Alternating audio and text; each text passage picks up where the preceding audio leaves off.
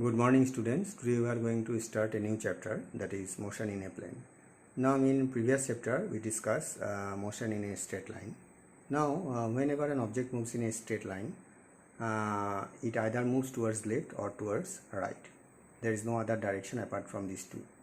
But when you consider motion in a plane, you see in a plane there are infinite direction is possible. Now if you want to specify any motion, you have to specify the direction, is not it? Now in this chapter, as we have to specify the direction of motion, that's why we have to use very specific term, that is your vector. Now already you know what are vectors. Now here we are trying to explain the term in elaborate way. Now before starting vector in details, let me define these two terms. One is your scalar, another one is your vector quantities. Scalar and vector quantities. Now scalar, already you know, only magnitude is there. So physical quantities which have only magnitudes but no direction are known as scalar quantities. So here scalar quantity example we have taken mass, distance, but there are many. Vector, physical quantities which have both magnitudes and directions are known as vector quantities. For example, weight, displacement, force, acceleration, there are many. So here you see in vector basically you need two parameters. One is your magnitudes, another one is your direction. Okay, so if you want to specify any vector, you have to use these two parameters. One is your magnitude, another one is your direction. Now these two already you know, scalar and vector quantities. Now how can we represent vector? That is very new things, and before starting the chapter, let me go for this topic, is representation of a vector. Now a vector is represented by a straight line with an arrowhead. You see, AB is a line with an arrowhead. The length of the line gives the magnitude and the arrow gives the direction. So the length of the line gives the magnitude. So if the length is your 2 cm, the magnitude is your 2 cm, and the arrow gives the direction, and the direction is from left to right.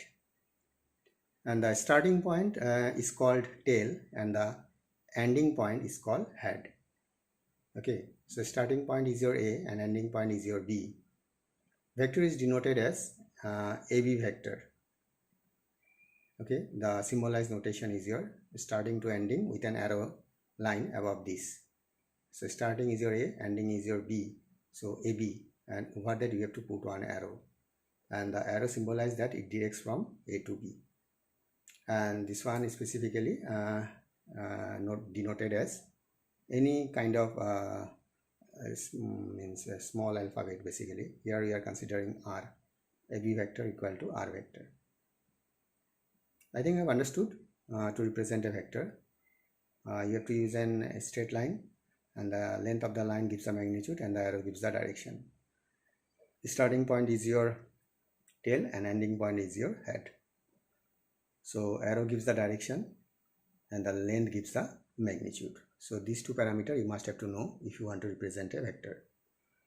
Now it becomes more clear if we explain some other topic related with the vector. Now the topic which we are going to discuss here is your position and displacement vector. So position vector, I think already name signifies that you have to locate the position, and for that you have to use a vector. So position vector is a vector drawn from the origin to the position of the object at any instant of time. Now you see, as we are discussing motion in a plane, so origin is nothing but the intersecting point of the two axes. One is your x-axis, another one is y-axis. Now if P is an object and you have to locate the object, we have to draw a vector starting from the reference point, which is nothing but the origin. So OP vector is your position vector. It symbolizes, as we have said, you can use any small alphabet to represent the vector. So OP vector is nothing but the R vector. Now so it symbolizes from the reference point origin to the specific point where we have to locate the object. If object is at P and O is the reference point, then OP vector is your position vector. So in position vector always there is a reference point, and that reference point we used to consider as origin. Now next one is your displacement vector. As we have said, displacement is a vector quantity So displacement vector is a vector that tells by how much and in which direction an object has changed its position in given time interval. Let me to repeat, displacement vector is a vector that tells by how much and in which direction an object has changed its position in given time interval. Now you see, this is a coordinate axis, x-axis and y-axis. P is a position of the object at time t1 and the position vector is your r1 vector. And the object moves from P to Q and Q is the position of the object in time t2 and its position vector is r2 vector. So PQ is nothing but is your change in position during the time interval delta t. Delta t is nothing but is your t2 minus t1. So change in position from P to Q is PQ vector. You see, PQ vector is a vector which define the change in position. So it is nothing but is your displacement vector. Now whenever you will get this kind of symbol PQ vector, you can split up in terms of position vector, and for that you have to go for second minus first. Second is your what? Q, and first is your P. So OQ vector minus OP vector. So OQ vector gives you R2 vector and OP vector gives you R1 vector. So change in position in the given time interval is your PQ vector, and that is nothing but is your R2 vector minus R1 vector. I think you have understood this one.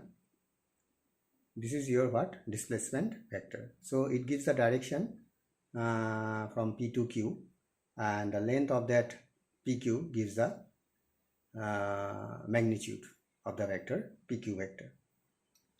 Now equality of vector, I think already you know vector. So vector has two parameters, one is the magnitude and direction. So equality of vector means both the magnitude and direction should be identical. So two vectors are said to be equal if they have same magnitude and pointed in a specific direction. Their direction should be same as well as their magnitude. So magnitude is nothing but the length. So AB vector and CD vector are equal vector because AB length is same as CD and it directs from left to right. AB directs from left to right and CD also directs from left to right. So it has an identical direction with the identical length. That's why these two vectors are equal vector because its magnitude and directions are identical. Now next one is your multiplication of a vector by a real number. So multiplication by a real number changes the magnitude of the vector only with the constant direction. So if you multiply a vector with a scalar, what happens basically? It changes the magnitudes only, but there is no change in direction. The direction remains constant. So here we are trying to explain by considering two vectors. One is your A vector, another one is your B vector. Now B vector is nothing but is your twice of A vector. It means the magnitude is twice that of A vector. B vector magnitude is twice that of A vector, but it has a same direction because you are multiplying the vector with a real number, and real number is nothing but a scalar. So it changes the magnitude only, but it does not affect the direction. So that's why we have written if magnitude basically symbolized by the modulus sign. Modulus sign is nothing but the two line, parallel line. So A vector enclosing two parallel line is the magnitude of A vector. So if magnitude of A vector is your 5 centimeter, then magnitude of B vector should be is your 10 centimeter with the constant direction. So more we'll discuss in next class, and vector part you will get in mathematics also. So here we are explaining only the applied form of vector, or you can say the vector which will use to discuss the physics, basically not whole physics, only in your syllabus, that is your motion in a plane. That part we are going to discuss here, and in details vector you will get in mathematics. So this is all about. Please find out your doubts and put your doubts if you have. Thank you.